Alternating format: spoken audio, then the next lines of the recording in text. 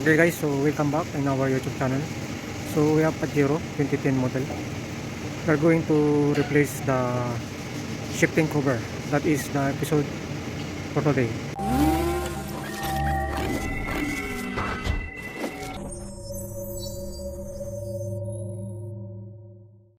Okay guys, so this is our shifting lever of our transmission.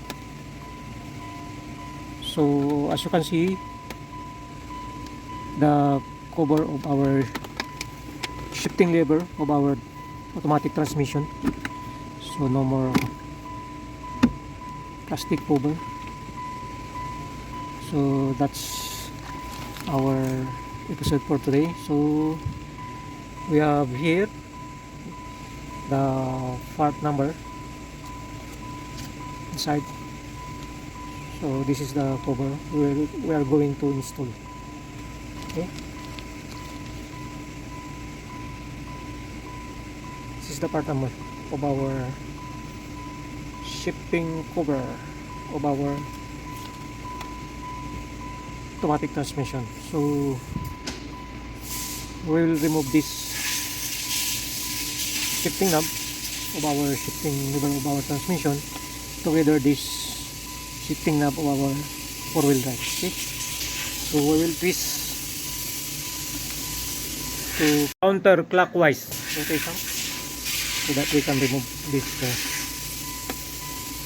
shifting knob of our four-wheel drive. Okay, so we will pull it down, this lower cover of our shifting lever. Okay, so there is screw mounting bolt, 2 pieces. We will going to remove that one. Okay, so we will use Phillips screw to remove the mounting bolt of our shifting lever. Be careful not to lose the screw bolt. Okay, okay, the next screw bolt.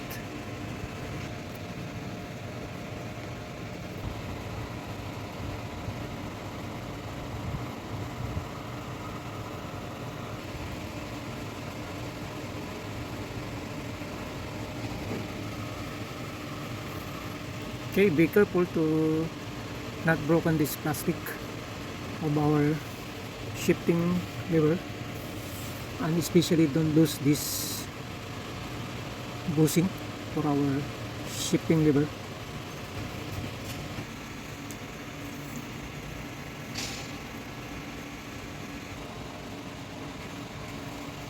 Next is we have to remove this cup holder. Okay, then we'll remove the mounting screw there.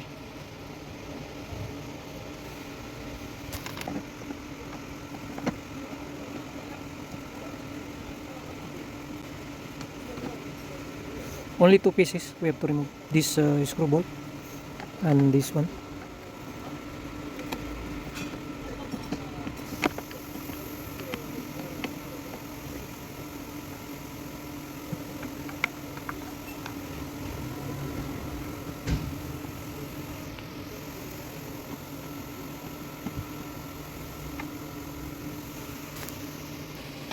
Then we can easily pull out the cover.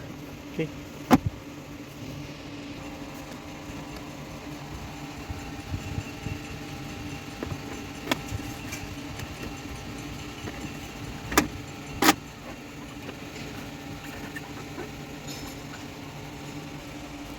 before you can remove this cover, you have to disconnect the illumination lamp of our four-wheel drive indicator harness connector. Okay,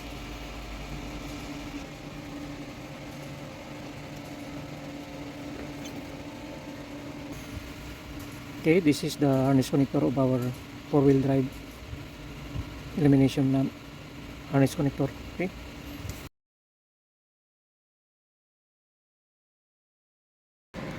we have to remove this 4 pieces mounting screw bolt so that we can easily insert our cover. Okay,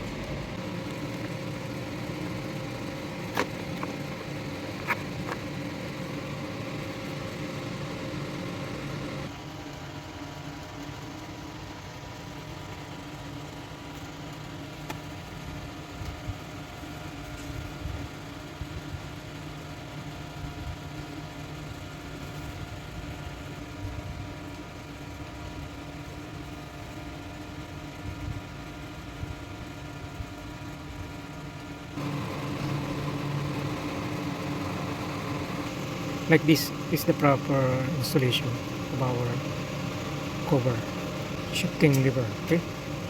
Hey guys, so we fixed already the new cover of our shifting lever.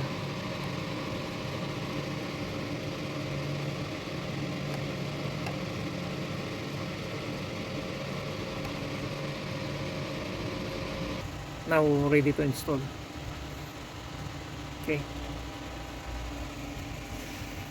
we'll connect the harness connector of our four-wheel drive indicator lamp. Okay,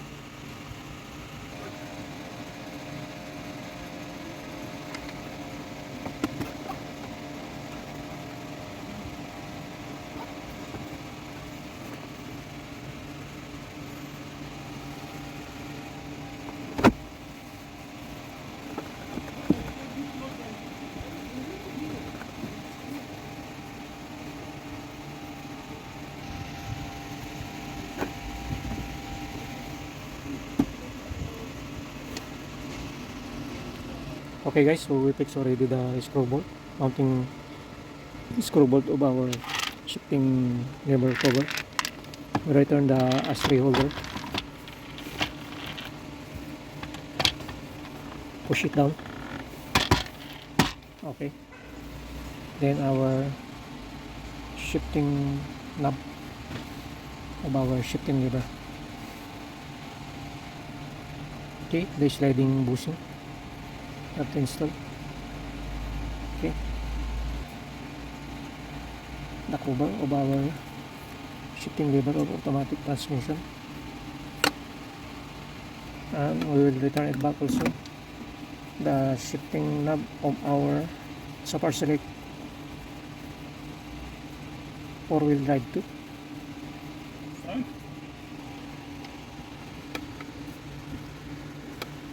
Okay, we tighten already the shifting knob of our four-wheel drive. The next is our knob of our automatic transmission.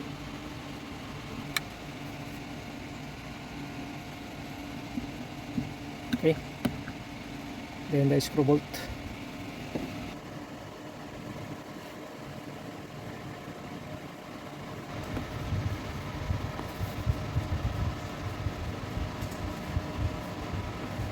Then we will tighten. Okay, then fix it back the lower cover. Okay,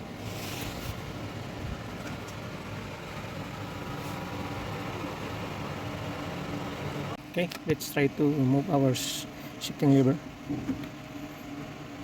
Okay, very nice. Okay guys, so that's all for today. Thank you for watching and God bless everyone.